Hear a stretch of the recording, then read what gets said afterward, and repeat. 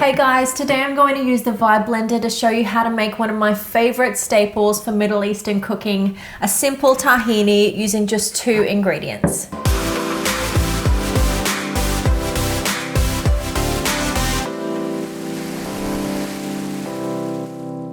Making tahini in the Vibe blender is so easy. There are so many ways you can change it up depending on your preferences. Today I'm just going to use some hulled sesame seeds that I've really lightly toasted and some extra virgin olive oil. This recipe is going to give us about a small jar of tahini. After that, we're going to use that recipe to make a basic hummus in the blender as well.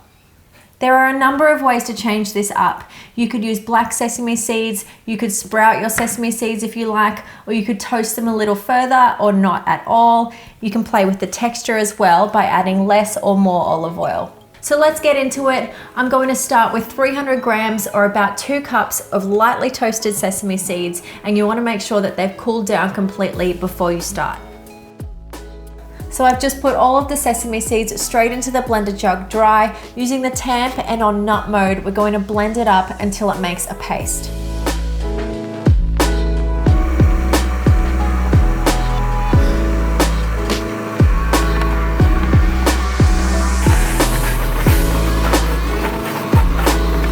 You might need to stop occasionally and just scrape down the sides and underneath the blades.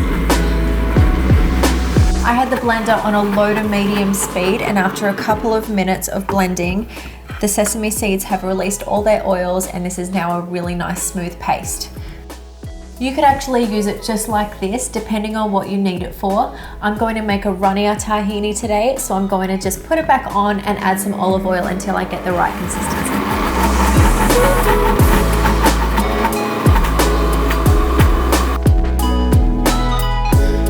I'm happy with that consistency now, so I'm going to jar it up in a sterilized jar. It's going to keep in the fridge for about a month. So now I'm going to use about 200 grams of this fresh tahini sauce to make a basic hummus.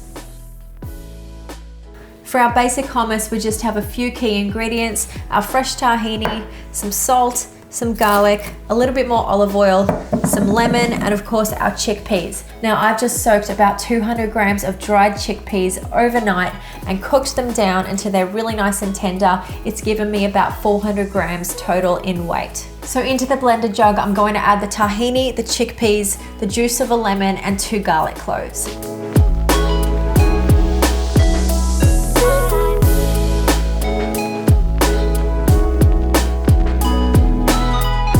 Add a little bit of salt now, and I'll just taste it later to see if it needs any more.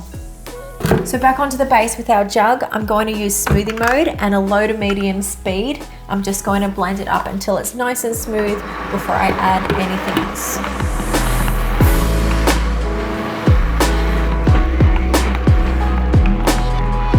So once that's broken down a little bit, I'm going to add about 2 tablespoons of olive oil and about 100 ml of water to get a really nice consistency.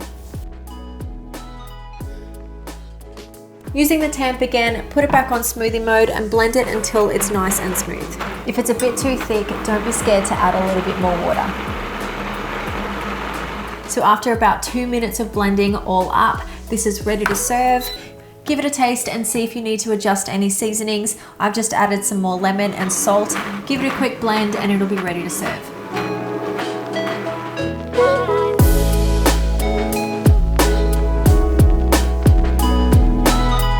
So you can see here that the blender's done a really good job of making it super smooth.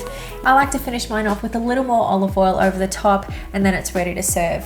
Really good with some chopped up veggies or Lebanese bread, or however you like to eat it. So we've just made our own tahini in the blender, and I've shown you one way to use it. We hope you give this one a go at home. Let us know how you go in the comments below, and if you try anything different with the tahini or the hummus, then let us know about that too. Don't forget to give this video a like and hit subscribe if you haven't already, and we'll see you again soon.